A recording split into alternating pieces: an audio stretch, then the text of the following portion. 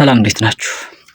እስኪ ዛሬ ስለ ሞት ላወራ ነውና የሰው ልጅ መሞት ከጀመረ እንግዲህ ከ7000 ዓመት በላይ ሆኖታልና ግን ሞት ሁልጊዜም ለኛ እንደ አዲስ ነው። ሁሌም በቃ ሰው ይሞታል፣ አዲስ ነው። ሁሌ እናለቅሳለን፣ እናዝናለንና ሞት ተለምዶ የማይለመድ ነገር ነው። በጣም ይገርመኛል። ይህንን ያክል ዓመት ከሰው ልጅ ጋር እየኖረ ግን ሊለመድ እንደ መደበኛ ህይወት ሊቆጠር ያልቻለ ነገር ቢኖር ሞት ነው። ሁሌም ሞት እንደ አዲስ ነገር እየተቆጠረ በጣም ብዙ ሰዎች ያዝናሉ፣ በጣም ብዙ ሰዎች ይሰበራሉ፣ በጣም ብዙ እንባ ይፈሳል እና እዚህ ዓለም ላይ ከማይለመዱ ነገሮች ወይም ደግሞ አሚን ብለን ካልተቀበልናቸው ነገሮች ውስጥ በዋነኝነት ሞት ይመስለኛል። ለ7000 ምናምን ዓመት ያክል ይሄው ሰው በሞተ ቁጥር የብዙ ሰዎች እንባ ፈሷል። ብዙ ሰዎችም ሞተዋል። ምናልባት እንግዲህ በተለያየ ምክንያት ሰዎች ሊሞቱ ይችላሉ። አሟሟታቸው በዚህ ምክንያት ታመው ሊሆን ይችላል፣ ጦርነት ሊሆን ይችላል፣ ወይ ረሃብ ሊሆን ይችላል። ግን ያን ሁሉ ነገር በሙሉ ብናስበው መጨረሻው ያው ሞት የሚባለው ነገር ነው። ሞት ገዛ አካል የለውም። በቃ ገዛን የሆነ ነገር አይደለም። ይሄ ነው እንትና ነው የምንለውም አይደለም። ግን ሞት የሚባለው አካል በቃ ልክ አካላዊ እንደሆነ ነገር ነው የምናወራለትም እራሱ ማለት ነው። እና ሞት የሚባለው ነገር ለሰው ልጅ በጣም ከባዱ፣ የሰው ልጅ በጥበቡ ሊያሸንፈው ያልቻለ፣ በክርስትናው ሞት ተሸንፏል የሚል አስተምሮና እይታ አለ፣ አረዳድ አለ። እሱን አይደለም እያልኳቸው ያለሁት። ጠቅላላ ይሄ ሞት የሚባለው ጽንሰ ሐሳቡን ነው። እና እናንተ ምን ትላላችሁ? ሌላው ስለ ሞት ሲነሳ በጣም አስቸጋሪው ነገር ምንድነው? ለህፃናት ማስረዳት ነው። እና ከዚህ በፊት ዲያቆን ሄኖክ ኃይሌ ለህፃናት ሞትን ስለማርዳት የጻፈው ጽሑፍ ነበርና እንደውም እዛ ላይ የታሪክ ማስረጃ አንድ እንደምሳሌ የጠቀሰው የልዑል ዓለማየሁ የአጼ ቴዎድሮስ ዳግማዊ አጼ ቴዎድሮስ ማለት ነው የእሳቸው ልጅ ሆኖ ልዑል ዓለማየሁ እሱ አባቱ ከሞተ በኋላ ያሳለፈውን ህይወት ጠቅሶልን ነበርና ለህፃናት ስለ ወላጆቻቸው ሞት እንዴት አድርጋችሁ ነው የምታስረዷቸው? በምን አይነት መልኩ ማስረዳት ይቻላል? በጣም ከባድ ነው።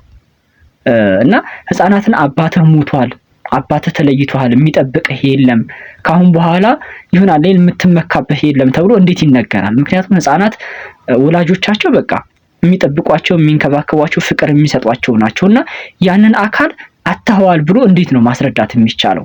በዚህ ዓለም ላይ በጣም ከባዱ ነገር የሰው ልጅ ብዙ ነገር ሊያስረዳ ሊያብራራ ይችላል። ግን ለህፃናት የወላጆቻቸውን ሞት ማስረዳት፣ ማሳመን፣ ማሳወቅ በጣም ከባዱ ኃላፊነትና የማይቻል አንዳንዴ እውቀት ራሱ የሚገድብ ምንም ያክል እውቀት ቢኖር የማይቻል ነገር ይመስለኛልና ለህፃናት ሞትን እንዴት ታስረዳላችሁ? የወላጆቻቸውን መሞት በምን አይነት መልኩ ነው ማስረዳት መግለጽ የምትችሉት?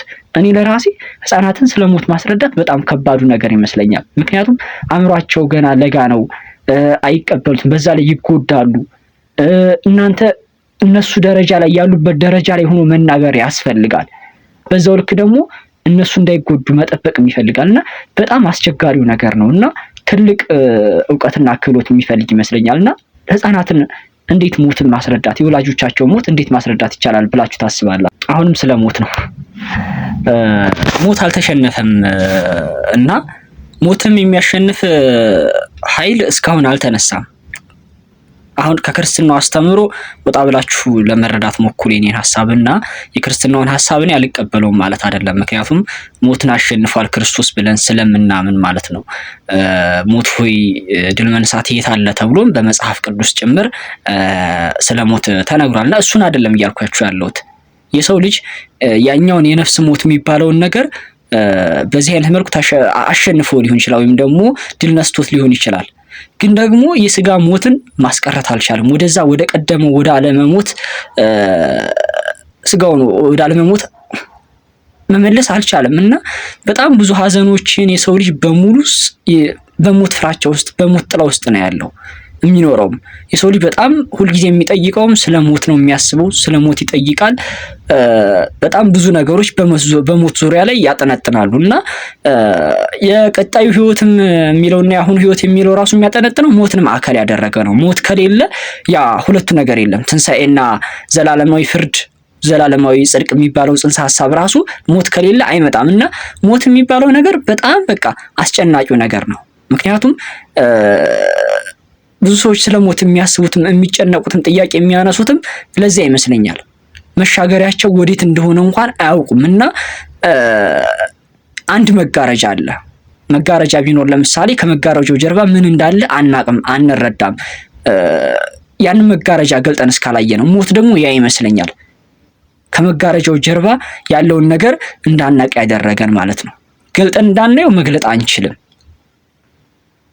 መጋረጃው ራሱ ምን እንደሆነ መርምረን ራሱ አልደረስንበትም እና ሞት ራሱ ምንድነው የሚለውን ነገር ራሱ በደንብ የመረዳት ነገር የለምና ሞትን አሸንፈነዋል የሚለው ነገር ወይም ደግሞ የሰው ልጅ ምንም ያክል ኃይለኛ ቢሆን እስካሁን ያሸነፈው አንድ ሰው ግን የለም። ሞትን የተቆጣጠረ እንደ ተለያየ በትምህርት በሃይማኖታዊ አስተምሮች ወይም ደግሞ የተለያዩ የእምነት አስተምሮዎች ላይ የተለያዩ የሞት አረዳድ አሉ። ከዛ ውጭ ባለው ግን ሞትን ይሄ ነው ብሎ አቁሞ ያስቀረው አካል አንድም አካል የለም። ሞት እንዳይመጣ የገዘተ አንድ አካል የለም እና እንዴት ነው በዚህ ላይ ሐሳባችሁ እናንተ? እሺ ስለ ሞት ነው አሁን እያወራ ያለሁት። ዓለም ላይ እንግዲህ ከአዳም ጀምሮ በሙሉ እስካሁን ድረስ በጣም ብዙ ሰዎች ሞተዋል። በሃይማኖት ደረጃ ነቢያቶች፣ ቅዱሳን የምንላቸው በሙሉ ታላላቅ ሰዎች የሚባሉ በሙሉ ሞተዋል። በስልጣኔ በጀግንነት ደረጃ ደግሞ ጠቢባን የሆኑ ሰዎች፣ አዋቂዎች የሆኑ ሰዎች፣ ፈላስፋዎች፣ ጀግኖች፣ የጦር አዛዦች፣ ታላላቅ መሪዎች በሙሉ ሳይንቲስቶች በሙሉ ሞተዋል እና ከነዛ ውስጥ ግን ባልሞተ ወይም ደግሞ መሞት የለበትም የምትሉት ሰው አለ ወይ? ማን ነው ለእናንተ መሞት የሌለበት ብላችሁ የምትሉት? እስካሁን ዓለም ላይ በሙሉ በጣም ብዙ እልፍ የሆኑ የሰው ልጆች እንግዲህ አሁን እንኳን የዓለም 7.8 ቢሊዮን ነው የሚባለው እና ከአዳም ጀምሮ እስካሁን ድረስ በጣም ብዙ ሰው መሬት ውስጥ ገብቷል፣ አፈር ሆኗል፣ ስጋው ማለት ነው። ነፍሱ ደግሞ እንግዲህ ወደ የአድራሻው ሄዳለች። የት ነው የሚለውን ስለማላቅ ማለት ነው። ዙሮ ግን ከዛ ውስጥ መሞት የለበትም ብላችሁ እናንተ የምትሉት ማን ነው? ምክንያቱም ሁላችንም እንደየአረዳዳችን እንደየእውቀታችን ጀግና የምንላቸው ታላቅ የምንላቸው ሰዎች የተለያዩ ናቸው እና ከነዛ ውስጥ መሞት የለባቸውም ብለን የምንላቸው አሉ። ግን የእናንተ መሞት የሌለበት ሰው ምርጡ ሰው ሕያው መሆን የነበረበት ማን ነው? ቢኖርስ ምን ሊያደርግ ይችላል? ምን ሊፈጥር ይችላል ብላችሁ ታስባላችሁ? አለመሞትስ ይችላሉ ወይ? እውነት እነሱ ራሱ መኖሩን ይፈልጉት ነበር ወይ? ቢኖሩ እንደው አለመሞታቸው ሕያው ሆነው መኖራቸውን ራሱ የሚፈልጉት ይመስላችኋል ወይ? ሞትን ሳያዩ ሳይቀምሱት መኖሩ በራሱ ደስታ የሚሰጣቸው ይመስላችኋል? ምን ታስባላችሁ? ስለ ሞት የተለያየ አስተሳሰቦችና እምነቶች አሉ። ለምሳሌ ከሞት በኋላ ምንም ህይወት የለም የሚሉ ሰዎች አሉ። ለምሳሌ በክርስትናው ደግሞ ሞት ወደ ቀጣይ ህይወት መሸጋገሪያ ነው፣ ትንሣኤ አለ የሚል አለ። ሌላው ሞት በኢንካርኔሽን ወይም ደግሞ ይሄ ዳግም መፈጠር ነው ምናምን የሚባለው በሂንዱይዝም አሁን አንድ ሰው ድጋሚ ይወለዳል የሚለው ሐሳብ አለ። ድጋሚ እየተወለደ ከሞተ በኋላ እንደገና ይወለዳል የሚል ሐሳብ አለ፣ ነፍሱ ማለት ነው። እሱን የሚያነሱ አሉ። ሞት በቃ ምንም ነገር ነው ምናምን የሚሉ ሰዎችም አሉና ሞት ለእናንተ ምንድን ነው? የእናንተ የአስተሳሰብ ማዕከል ወይም ደግሞ የእምነት ማዕከል የሚያደርገው ስለ ሞት ምን ላይ ነው? እስኪ ምን ትላላችሁ? ለህፃናት የወላጆችን ሞት እንዴት ታስረዳላችሁ የሚል ሐሳብና ይህን ቪዲዮ የምታዩት ሰዎች ለምሳሌ ሰሞኑን ብቻ አይደለም በሀገራችን በተለያዩ ጊዜያት ህፃናት ወላጆቻቸው ተገለውባቸዋል። በሃይማኖት፣ በብሔር እና በተለያየ ጉዳይ ብቻ ማንኛውም ምክንያት ቢሆን ለአንድ ህፃን ወላጁ ከተገደለ ዙሮ ወላጁን አጥቷል። እናንተ አንድን ሰው ወንጀለኛ ነው ኃጢአተኛ ነው ወይም ደግሞ እዛ መኖር የለበትም ብላችሁ የገደላችሁት ሰው ለአንድ ህፃን ግን አባቱ ነው። ወንጀለኛ ሊሆን ይችላል፣ ምን ሊሆን ይችላል፣ እዛ አካባቢ መኖር የማይገባው ሊሆን ይችላል፣ ምንም ሊሆን ይችላል። ለዛ ህፃን ግን ወላጁ ነው። የሞተው ሰው እናንተ ብትሆኑና ያ ነገር የተደረገበት ያን ነገር ወላጁን ያጣው የእናንተ ልጅ ቢሆን አሁን ለምሳሌ የሞት የሰዎችን መገደል እንደግፋለን አይደለ? እና የእናንተ ልጅ ቢሆን በዛ ቦታ ላይ ያለው ምን ይሰማችኋል? እሱን ተውትሽ። የወንድማችሁ ልጅ ቢሆን ለዛ ህፃን አባቴ የተገደለው እንደዚህ ነው በዚህ ምክንያት ነው ብላችሁ ማስረዳት ትችላላችሁ ወይ? እና በዚህ አይነት መልኩ ደግሞ ወላጆቻችሁ የተገደሉባቸው ህፃናትስ ነገ ምን ሊሆኑ ይችላሉ? እውነት የማይበቀሉ ይመስላችኋል ወይ? ምክንያቱም ዞሮ ዞሮ የሆነ ቀን ላይ የወላጆቻቸውን አሟሟት በምን ምክንያት እንደተገደሉ ማወቃቸው አይቀርም። ወደድንም ጠላን። በብሔር ምክንያት ከሆነ ገዳይ ያሉትን መበቀል ይፈልጋሉ። በሃይማኖት ከሆነም በሌላም ጉዳይ ከሆነ ሲያውቁ የበቀል ስሜት መኖሩ አይቀርም። ምክንያቱም ይንከባከበናል፣ ይደግፈናል፣ ይጠብቀናል የሚሉትን አካል ነው የሚያጡት። ያንን ስብራት ደግሞ ማንም ሊጠግነውም አይችልም። ህፃናት ላይ ያለው ችግር አንዱ እሱ ይመስለኛል። ምክንያቱም ሁሌም ጎዶሎነት ይሰማቸዋል። ባይሞላ እንኳን የሆነ ነገር በተፈጠረ ቁጥር እኔ እኮ አባት ስለሌለኝ ነው፣ እኔ እኮ እናት ስለሌለኝ ነው የሚለው ሀሳብ ነው ሁሌ የሚመጣው። እኔ ለምሳሌ እንደዛ ነበርኩኝ። ማንኛውም ነገር በተከሰተ ቁጥር ሁሌም የማገናኘው ከወላጅ ጋር ነው የማገናኘው። እኔ እኮ ወላጅ ቢኖረው ይኖረው ነበር የምለው። እናቴ ብትኖር ኖሮ እኮ ወይም ደግሞ እንደዚህ ነው በቃ ሁለቴም በሙሉ ማሳበው እዛ ነገር ላይ ነው። ምክንያቱም ወላጆቻችን ቢኖሩ ያ ጉድለት አይመጣም ብለን የማሰቡ ነገር ስላለ ማለት ነው። እና በዛ ቦታ ላይ ያሉት የእናንተ ልጆች ቢሆኑ ወይም ደግሞ የእናንተ ቤተሰቦች የምትወዱት ሰው ልጅ ቢሆኑ ምንድን ነው የሚሰማችሁ? እነዛ ህፃናትስ ነገ ምን አይነት ሰዎች የሚሆኑ ይመስላችኋል? አሁን ላይ ወላጆቻቸው ሲገደሉ በሶሻል ሚዲያ ላይ ወተን ትክክል ነው መገደላቸው ወይም ደግሞ መገደላቸውን ራሱ ያድበሰበስንባቸው ህፃናት ነገ እኛን ላለመበቀላቸው ምን ዋስትና አላችሁ? ማንም ሰው በነገራችን ላይ እዛም ቤት እሳት አለ ነው። ዛሬ ላይ ያቀጣጠል ነው እሳት መልሶ ነገሩ እኛን ያቃጥለናል። አሁንም እየሆነ ያለው እሱ ስለሆነ ማለት ነውና በዚህ ላይ ሐሳባችሁን እኔ ብትነግሩኝ ጥሩ ይመስለኛልና ምክንያቱም ለአንድ ህፃን የወላጅ ሞት ማለት ቀላል ነገር አይደለም። ዓለሙን በሙሉ ነው የሚያጠው። ዓለም ራሱ ብትጠፋ ወላጁ ካለለት አንድ ህፃን ምንም አይደለም። ምክንያቱም አባቴ እናቴ ይጠብቀኛል ብሎ ነው የሚያስበው።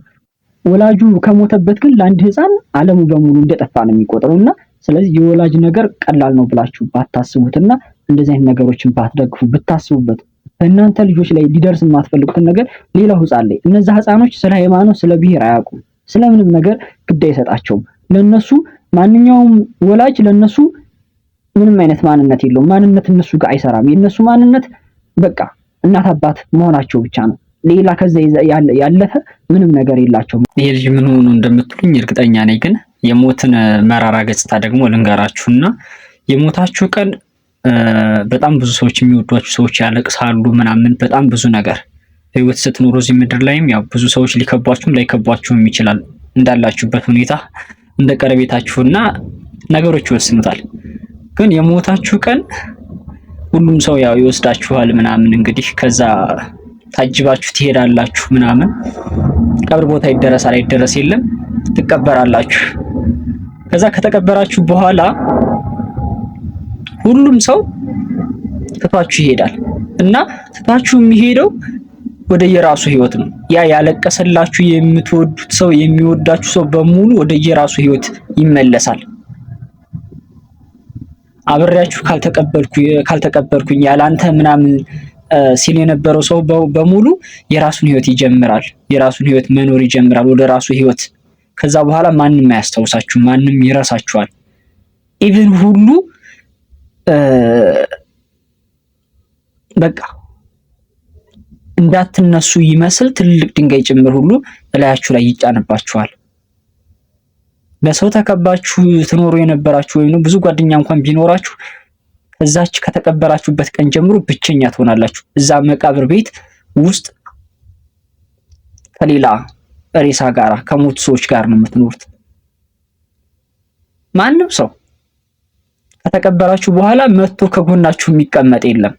የመቃብር ቦታ በጣም ሰው መፍራት ሁሉ ይጀምራል። ያ ሲያቅፋችሁ ሲስማችሁ የነበረው ሰው ሁሉ የቅብር ቦታችሁ ጋር መጥቶ መቀመጥ ሁሉ ይፈራል።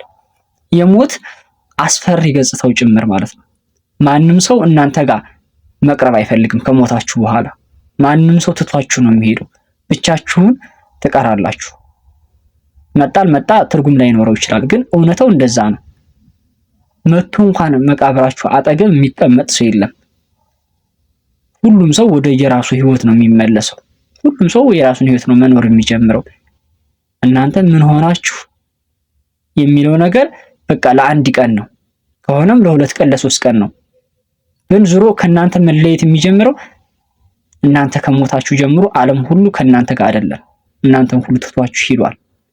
በህይወት ዘመናችሁ ስትኖሩ ለውበታችሁ ምን ያክል ጊዜ ያጠፋችሁ ይመስላችኋል? ከእድሜያችሁ ላይ በተለይ ሴቶች ራሳችሁን ለመንከባከብ ወይም ደግሞ ውበታችሁን ለመጠበቅ ምን ያክል ጊዜ፣ ምን ያክል ገንዘብ፣ ምን ያክል ጉልበት ያባከናችሁ ይመስላችኋል? እና የሆነ ቀን ላይ ያን ሁሉ ነገር እያደረጋችሁ ምናምን ትኖሩና ትሞታላችሁና ግን በጣም የሚገርመው ነገር ያን ሁሉ የደከማችሁበት ውበት አንዲት ነገር እንኳን ሳታስቀሩ ወደ አፈርነት ነው የሚቀየረው። ለእንትና ልስጠው እንኳን ማለታችሁን ቀንሳችሁ ከዛ ከውበታችሁ ላይ በጣም ብዙ ወንዶችን ብዙ ሴቶችን አጣልታችሁ ሊሆን ይችላል። በጣም ብዙ ሰው አድንቋችሁ ስለ ውበታችሁ ተቀኝቶ ሊሆን ይችላል። ብዙ ዘፈን ብዙ ግጥም ተጽፎ ሊሆን ይችላል ስለእናንተ። ነገር ግን በቃ አፈር ይሆናል የሁሉም ነገር። ያ ብዙ ገንዘብ ያወጣችሁበት ብዙ ሽቶ ብዙ ሜካፕ የተጠቀማችሁት ነገር በሙሉ የሆነ ቀን ላይ በሆነ ቅጽበት ሞት የመጣ ጊዜ ወደ አፈርነቱ መመለስ ይጀምራል። ያ ድሃው ነካኝ ብለን የተጸየፍ ነው ምስኪኑ ሰው ባጠገባችን ሲያልፍ የተሳቀቅ ነው ያ ሰውነታችን በሙሉ ከሁሉ ነገር የባሰውን አፈር ይሆናል ማለት ነው። እኛ ሰው እንዳይነካን ስንጠነቀቅለት የነበረው ሰውነታችን ራሱ ትቤ ይሆናል። በቃ ሞት ማለት በቃ ያ ነው። በቃ ስንጠነቀቅለት በጣም ብዙ ነገሮችን ስንቀኝለት ብዙ ነገሮችን ስንለፋ ስንደክምለት የኖርነው ነገር በሙሉ በዜሮ የሚያባዛ ነው። በቃ በዜሮ ያባዛዋል፣ መልሶ አፈር ይሆናል። ለዛ ለስጋችን በጣም ብዙ ሰዎችን ገለን ሊሆን ይችላል፣ ብዙ ሰው አስቀይመን ሊሆን ይችላል፣ ብዙ ነገሮችን ዝናችን በዓለም ላይ ናኝቶ ሊሆን ይችላል። በጣም ብዙ ስለኛ ሊነገር ይችላል። ግን ያው ውበታችን ከሆነ ጊዜ በኋላ አፈ ታሪክ ወይም ደግሞ ታሪክ ብቻ ነው የሚሆነው። በቃ ከዛ በኋላ ከሞትን በኋላ አፈር ነው። በቃ ግዘፍ አካል የለውም። ማንም ሊዳስሰው ሊያየው አይችልም። በቃ የዛን ያክል ነው ሞት። ወደዛ ነው የሚወስደው፣ ወደ አፈር ወደ ትቢያ ማለት ነው። ውበታችን ራሱ በጣም ነው በቃ እኔ ገርመኛል አንዳንዴ ነው ይሄን ያክል መስታወት ላይ የምንቆመው የትኛውን መልክ አቧራው አልታየን የሚለው ለምንድን ነው? አንዳንዴ መስታወቱ ላይ አፈሩ ያ ትቢያው ቢታየን ምን አለ? ምናልባት ራሳችንን እንመለከትበት ነበር ብዬ አስባለሁ። አንዱ ችግርም ያ ይመስለኛል፣ አፈሩ ነው ስለማይታየን።